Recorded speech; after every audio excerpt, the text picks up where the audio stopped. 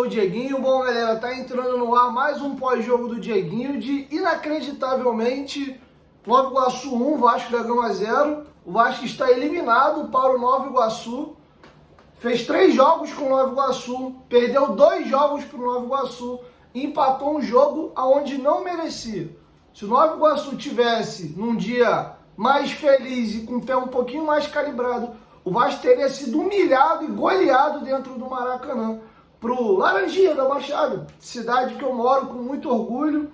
Parabéns ao meu município, né? A galera deve estar em festa, tem pessoas muito sérias lá como o Andrezinho, que honrou muito a camisa do Vasco quando jogou no Vasco entre 2015 e 2016. O Carlos Vitor, que mostra que dá para se fazer futebol mesmo com menos investimento, e torço muito para que o Bill, o Xandinho, o Carlinhos, o Iago, que muito provavelmente retorna ao Fluminense, consigam seguir as suas carreiras. O zagueiro central deles também, o Sérgio Gabriel, mostrou um jogador interessante também, que eles consigam coisas maiores, com todo respeito ao Nova Iguaçu, que merece, mas consigam pegar algum time de Série A, B aí e melhorar a vida de suas vidas e suas famílias, e merecem, fizeram por onde, então tá feito aqui o meu registro ao Nova Iguaçu. E cara, mais do que falar do jogo, hoje eu vou falar do que é ser vascaíno e do que é torcer pro Vasco. Vontade de falar tudo que eu tô no meu coração aqui, eu não posso. Não posso não por mim e não por vocês também, porque se eu for botar tudo que meu coração tá gritando, tá pedindo aqui agora, eu vou virar meme, isso vai me acompanhar mais alguns anos pra frente, isso vai gerar problema pra vocês também, mas eu confesso que tá muito difícil, cara, acompanhar o Vasco, tá muito difícil torcer pelo Vasco, tá muito difícil ser vascaíno nos últimos anos. A única coisa que explica, cara, você ter interesse pelo Vasco, você ser vascaíno, é amor e chega num nível de sentimento que às vezes é até meio que autoflagelo e sadomasoquismo, porque é surreal, cara. A gente tem uma vida só pra viver, passa rápido. Outro dia eu era uma criança, eu vou fazer 31 anos de idade, e até quando eu vou ficar quase infartando dentro de casa numa quinta-feira contra o Água Santa, cara? Porra, na minha casa aqui, desesperado contra o Água Santa, que eu vou, sabe, ficar agoniado, tendo piripaque no sofá pra ver Vasco e Nova Iguaçu. Eu vou te ser sincero, eu assisti o jogo hoje zen, cara, zen, assim, sabe, naquela indiferença. O Vasco atacava, perdia o gol, o Nova Iguaçu quase fazia, o Nova Iguaçu fez o gol, sabe, tá num misto, assim, de sentimentos. Daí eu bati boca, discuti com um amigo meu de infância, que a gente, né, diverge muito. Então a galera que sumiu, né, abandonou o Vasco nos últimos anos, e agora que o Vasco virou SAF, lembrou que torce pro Vasco. Aí estão fresquinho, né, estão sem sofrimento, estão sem a carne marcada, tá com a cabeça zerada. Não é igual a gente que vi há 20 anos aí, né, tem que tomar cuidado até com os palavrões aqui. Ao longo desses anos todos eu não aguento mais, cara. O canal vai fazer 5 anos em agosto. Cara, eu cobri um rebaixamento em 2020, 2 Série Bs, a primeira teve a pachorra de não subir, a segunda foi expulso da Série B, o Vasco só subiu por incompetência dos demais, porque o Vasco fez o possível e o impossível para não subir. Aí mesmo com o investimento ano passado, escapou do rebaixamento aos 38 minutos do segundo tempo, e eu inicio a temporada 2024 sendo eliminado para o Nova Iguaçu. E hoje a gente precisava ganhar o jogo, e tá aqui as anotações da partida. O Vasco finalizou menos que o Nova Iguaçu o primeiro e o segundo tempo. Se você olha os números da partida, parece que era o Vasco que jogava com a vantagem do empate e o Nova Iguaçu que precisava da vitória, não pela postura, porque o Nova Iguaçu não atacava o Vasco o tempo inteiro, marcava lá em cima, mas jogava no erro do Vasco. Um time muito pobre, muito quase que acéfalo às vezes de ideia, um cemitério de ideia. É o Paes se matando, coitado, e o Piton tentando arrumar alguma coisa. As jogadas do Vasco, ao longo já da temporada, muito do ano passado, o Vasco é um time que vive muito de jogo aéreo, tem um monstro dentro da área no quesito bola aérea, que é o Verratti, mas é muito pouco, cara. Muito pouco. O Ramon Dias ouviu os gritos e as lamuriações e abriu mão dos 3 zagueiros e começou a jogar no 4-3-3. Formação essa que na maioria dos jogos o Vasco terminava assim. E aí o Ramon Dias hoje me começa no 4-3-3 e com o Medel de primeiro volante, que eu não gosto, que eu não curto. Não pelo Medel, o Medel é um bom jogador, mas para essa função o Medel não joga de volante já há tanto tempo. Já é um jogador que não tem mais todo aquele vigor, aquela virilidade para cobrir uma área de campo muito grande. Ele é muito bom naquele duelo curtinho, na hora de se impor, sair jogando de trás. Bom jogador, sou muito grato e feliz por ter o Medel dentro do elenco do Vasco, mas não de primeiro volante. E aí quem acabou sobrando e apoiando foi o Zé Gabriel no jogo passado, naquele cemitério que era a frente da zaga do Vasco. Ele e o Galdames tendo que correr por um time inteiro. E aí um abraço. O Galdames duas... Eu tenho que tomar cuidado com as palavras aqui, porque eu confesso que o coração tá pesado. O Galdames tem muita dificuldade de marcar. É o famoso marca-fofo. Lento, pesado, tem qualidade com a bola no pé, é um cara que sabe jogar, é inteligente, mas para marcar... E desculpa, cara, a gente vive uma época, futebol mudou. Antigamente, o cara que era muito refinado, você tinha forma, o jogo era mais lento, era mais cadenciado, e alguns jogadores poderiam sobrar, não marcar tanto, e outros Amarais da vida, né? Esses caras, esses primeiros volantes aí, Luizinhos Quintanilha, né? Para ficar no quintal do Vasco da Gama aqui. Enfim, deu NASA e etc. Eram os Zé do Carmo, eram os caras que faziam mais ali o trabalho sujo. Hoje, cara, o futebol é muito isso aqui, ó, frente e trás, frente e trás. Você tem que saber jogar e tem que marcar também. Os próprios zagueiros hoje tem que saber jogar. Aquele primeiro volante brucutu acabou. Os Yuri Laras estão sumindo. Hoje um primeiro volante tem que saber sair para o jogo também marcar. E o Vasco sofreu muito no jogo passado. E hoje, pelo menos, o Ramon Dias povoou um pouquinho mais o meio campo. Né? Ele tinha o Praxedes ali pela esquerda, o Galdames pela direita, o Medel centralizado. O Vasco, quando perdia a bola hoje, defendia no 4-5-1. O Paê não fazia tanta pressão, mas pelo menos acompanhava até aqui um pouquinho mais baixo. O Adson também, o Medel centralizado, e os dois volantes desciam aqui entre o Medel, né? Baixavam, faziam uma linha de 5, e aí os dois laterais desciam, o zagueiro também, e sobrava só o Verratti. E o Vasco nem deu essa troca de bola, essa troca de passe. E o cemitério do Vasco seguiu. O time até trabalhava, trocava a bola, mas não conseguia criar, não conseguia chegar no terço final e concluir de fato a jogada. O Vasco teve 2 chances de perigo. Uma bola é roubada pelo Verratti, que ele vira, que ele acha, que ele dá no Praxedes, o Praxedes vira, o Paê trava, tenta a chapada e chuta para fora, e depois tem uma bola virada do Paê pro Adson, não, pro Galdames. Ele corta, bate no meio do gol, o goleiro simplifica e dá só um tapinha para escanteio. E foi isso que o Vasco conseguiu criar no primeiro tempo. Volta no segundo tempo com a mesma formação, e aí com 2, 4 minutos o Vasco cria 2 oportunidades, te dando a falsa esperança de que o Vasco ia para a Bafa, ia para dentro, ia apertar o Nova Iguaçu, e talvez fosse questão de tempo do gol sair. Não foi isso. O Adson finalizou uma bola que o goleiro fez a defesa. Após um lateral que o Piton bateu, o Verratti fez a casquinha, ele tentou dar uma puxetinha, o goleiro com tranquilidade fez a defesa. E uma jogada que o Praxedes faz um lançamento bonito no peito do Piton vai no fundo, toca, o Paê rola e o Galdames chapa e isola a bola. E aí depois o Nova Iguaçu chega aos 5, chega aos 6, chega aos 10, chega aos 11, chega aos 16 minutos, e depois o Vasco tem uma oportunidade com Esforza, uma cabeçada bonita, de uma falta pelo Paê, o goleiro faz a defesa, e aí com 29 minutos um contra-ataque e o Vasco toma um gol. Cara, a torcida do Vasco lotou os dois jogos. Pô, você tem estrutura, você tem salário em dia, você tem uma torcida que apoia. um calor absurdo fazendo no Rio de Janeiro, e o torcedor tava lá uma semana de novo dessa briga para jogar no Maracanã, aquela coisa toda. A gente vai virar meme hoje. Você vai ver as redes sociais, a gente vai virar chacota e piada mais uma vez.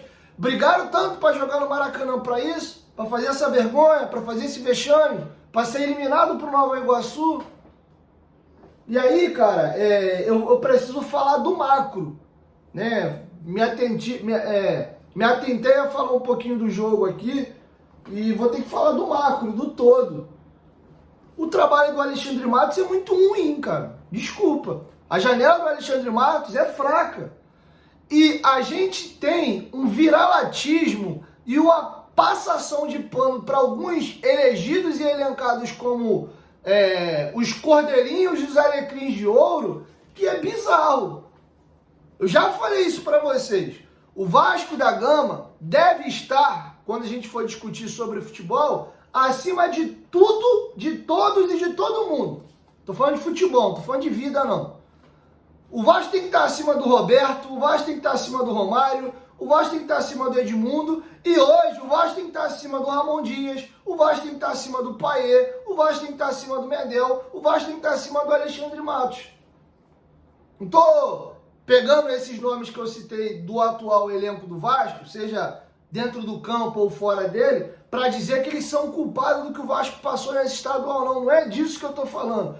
Eu tô falando é que quando essas figuras que eu citei, e falando de hoje, você pode tirar o Payet do bolo, mas o dia que o Payet fizer um jogo tenebroso, a gente tem que falar, hoje o Payet fez um jogo tenebroso. E é proibido. Se você falar um ai do Payet no dia que ele jogar mal, você apanha, não pode. O Ramon Dias, idem. E eu preciso falar do Ramon Dias. Ramon Dias que chamou a responsabilidade para ele depois da partida patética que o Vasco fez no domingo passado e mandou a torcida lotar o estádio e bancou que o Vasco ia jogar a final. E o Ramon Dias usou de bengala e de muleta na coletiva passada que o Nova Iguaçu teve uma semana livre e o Vasco veio de um jogo difícil de Copa do Brasil contra o Água Santa no meio da semana. E que agora era o Nova Iguaçu que ia pegar o Internacional no jogo de Copa do Brasil e o Vasco ia ter a semana toda para treinar.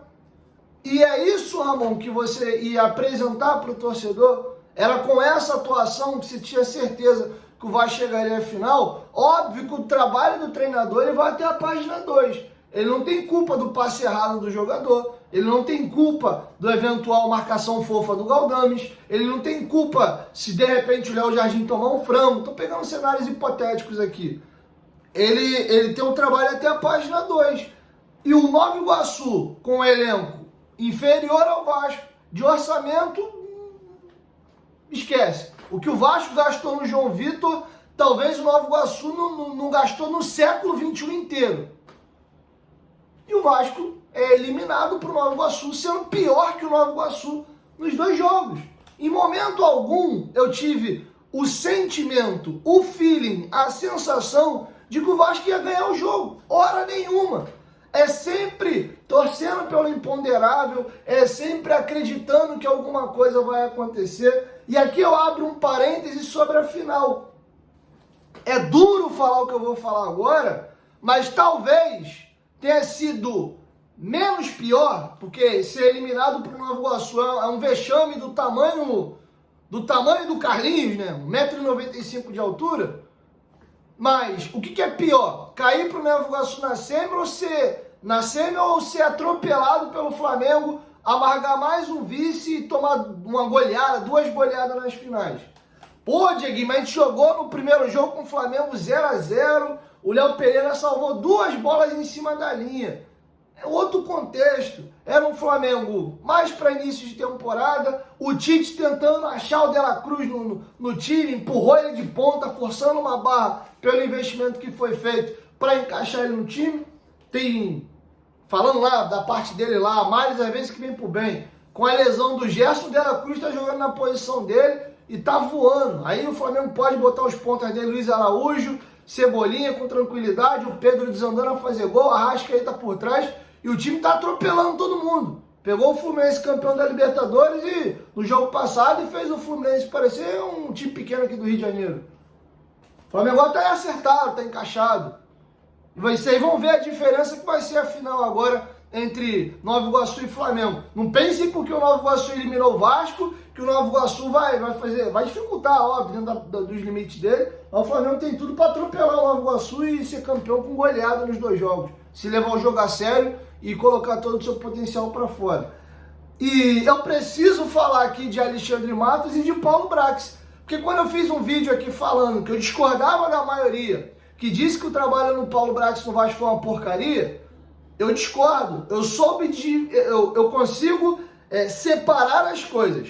Uma coisa foi o desempenho esportivo do Vasco na temporada 2023, que foi uma merda, foi uma porcaria. A gente escapou do rebaixamento mesmo com todo o investimento na última rodada. Porém, se você exclui o desempenho esportivo do time e observa a montagem do elenco, o Paulo Brax conseguiu dar uma espinha dorsal. E aí o que eu, você e todos nós imaginávamos com a demissão do Paulo Brax, né, que era o patinho feio, que era o bode expiatório muitas das vezes da torcida, porque nunca foi com os cornos dele, é um cara novo, não tem trabalhos tão significativos em clubes algum. Não, tá chegando o supra-sumo. Tá chegando o Alexandre Matos, né? Se fosse o Rodrigo Caetano, a mesma coisa. E sim, o Alexandre Matos é um dos melhores diretores executivos do país. A carreira dele fala por si só. Mas no Vasco, o Alexandre Matos está trabalhando mal. Aí vai vir a segunda muleta, porque o torcedor do Vasco elenca os seus vilões e os seus heróis. Hoje, toda vez que dá um problema no Vasco, e eu vou dividir essa análise aqui também em 2 momentos, um dos buchas e sempre bode expiatório é a 777. Porque o torcedor não vai com os cornos da empresa, não gosta da empresa, eu não morro de amores pela empresa também. Porém, por já ter-se o ranço, deu merda, a culpa era 777. O Alexandre Matos contrata mal, a culpa era 777. Ah, não chegou reforço, a culpa era 777. Mas eu pergunto, o Vasco pagou 6 milhões de euros no zagueiro dele, João Vitor, que não é um mau jogador, mas o Vasco não tem pontas desequilibrantes. Hoje a nossa ponta direita é dividida entre Adson e o David. São jogadores ruins? São jogadores horrorosos? Não. Vejo no Adson um bom jogador, um jogador que ainda não está pronto. Adoraria ter um jogador de um cacife maior e o Adson como uma boa opção de entrar no segundo tempo. Mas foi isso que o Alexandre Matos conseguiu contratar. O Sforza, que foi pago 5 milhões de dólares por ele, tem sido reserva do Zé Gabriel e hoje do Medel jogando de primeiro volante. Não fez um mau jogo, tá? Entrou até bem na partida hoje. Mas a gente precisava gastar 5 milhões de reais numa promessa, num jogador que hoje você crava que ele é o primeiro volante do Vasco, é outro jogador numa pegada um pouco mais forte que o Galdames, mas longe de ser um grande marcador. É um jogador mais de se posicionar, de bom passe, bola longa, mas não é o cara que vai resolver a primeira volância do Vasco. Não à toa o Vasco está atrás do Marlon Freitas, o Ramon Dias sonha ainda, quem sabe, com o Cuejá mais na frente. Mas a gente gastou 5 milhões de dólares para ter dúvida se joga o Sforza ou se joga o Zé Gabriel.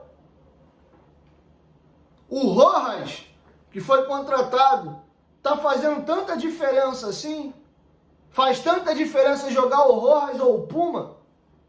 Jogador limitado, esforçado e só. Que, por sinal, não entendi a titularidade dele hoje na vaga do Paulo Henrique. Paulo Henrique é atabalhoado, tem limitações técnicas, mas é um cara que pelo menos pega a bola, vai para cima, tenta a jogada de linha de fundo, tem confiança, do jeito atabalhadão dele, pega a bola, vai para dentro. Ele erra por limitação às vezes, porque ele não é muito dotado tecnicamente, mas nunca por omissão. Defensivamente faz o feijão dele com arroz.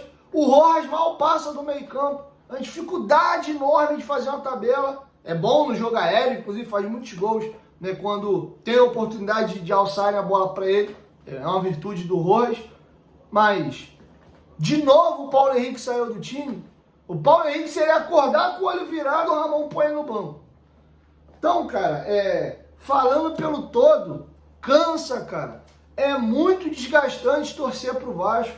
Muito desgastante. A gente vai ficar agora aí 15 dias, 20 dias, lambendo as feridas, vendo aí, muito provavelmente, mais um título do nosso rival, o Botafogo classificado para a fase de grupos da Libertadores.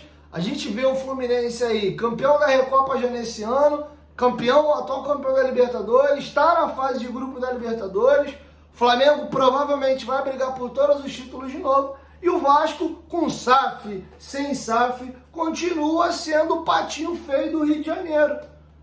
Eu vivi para ver o Vasco, esportivamente nos últimos anos, virar a quarta força do Rio de Janeiro. O Vasco hoje, a nível nacional, tem ranqueamento de time de Série B. Não à toa, nós vamos jogar a Copa do Brasil agora no pote 2. O Vasco é o 22º colocado no ranking da CBF nas 5 últimas temporadas. O Goiás está na frente da gente no ranking. O Atlético Goianiense está na frente do Vasco no ranking. O Cuiabá está na frente do Vasco no ranking. O Botafogo, que também jogou a Série B recentemente, também teve rebaixado, está na frente do Vasco no ranking.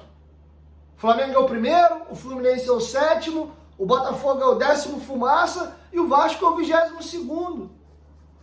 E sobre questão do passapanismo, a SAF do Botafogo tem 1 ano a mais que a SAF do Vasco. O Botafogo no primeiro ano não conseguiu chegar às finais do Carioca, passou perrengue no primeiro semestre, não entrou na zona de rebaixamento, teve próximo, mas na janela do meio do ano foi brigar por classificação de Libertadores até a última rodada. Ano passado definhou, pipocou na reta final, mas brigou para ser campeão brasileiro. E esse ano o elenco do Botafogo é mais forte. O Botafogo contratou o jogador mais caro do futebol brasileiro, Luiz Henrique. Conseguiu trazer o Alan, que o Vasco não conseguiu trazer e chega no meio do ano. Trouxe o Savarino. E o Vasco é essa inércia. A gente está falando de 2 clubes do Rio de Janeiro que viraram SAF. O Vasco tem mais história, o Vasco tem mais título, o Vasco tem mais torcida.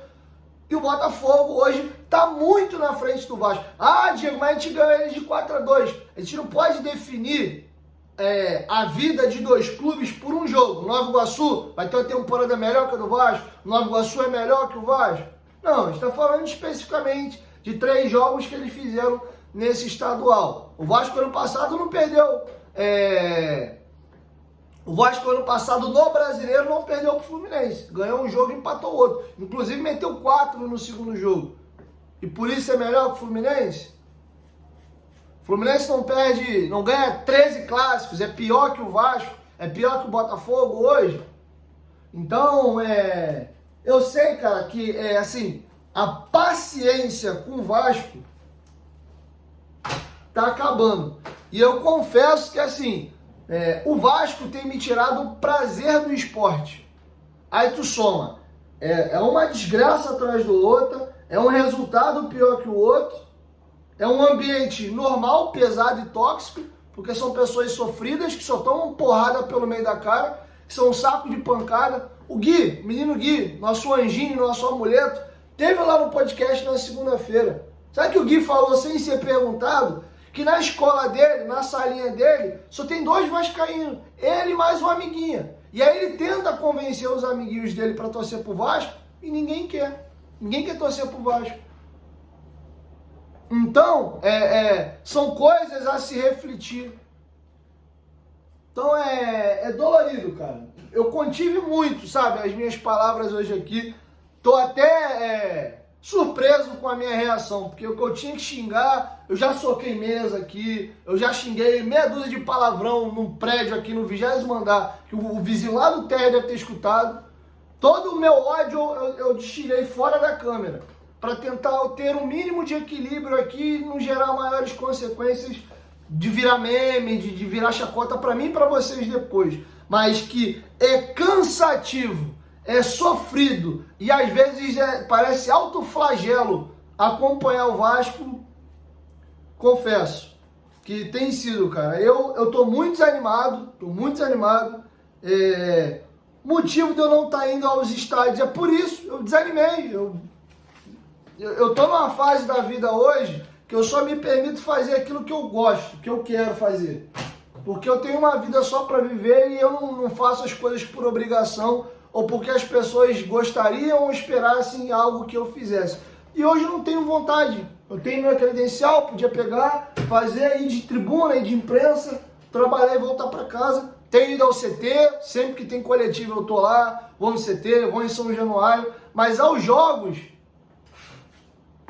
tem que trombar com o torcedor na rua, aí o time perde, aí tu vai ouvir gracinha, vai te xingar também, quer escolher um bucha para destilar o ódio dele. Então, não tô com saco para isso. Então é isso, fui bem ponderado no meu desabafo aqui.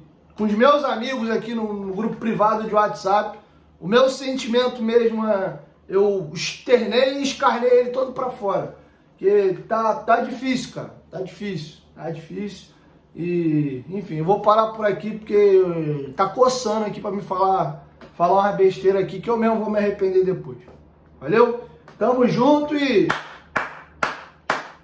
parabéns, Vasco da Gama, por mais uma vez ser motivo de vergonha e de vexame pro seu torcedor. E ao Nova Iguaçu, município que eu resido, orgulhoso de vocês, parabéns, que vocês consigam, por um milagre, quem sabe ser campeão estadual, né, e deixar o título aqui na Baixada Fluminense.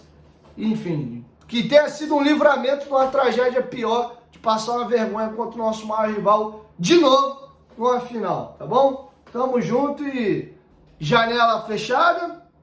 A janela nacional abre dia 1º de abril e a janela, né, europeia, sul-americana, só abre em julho.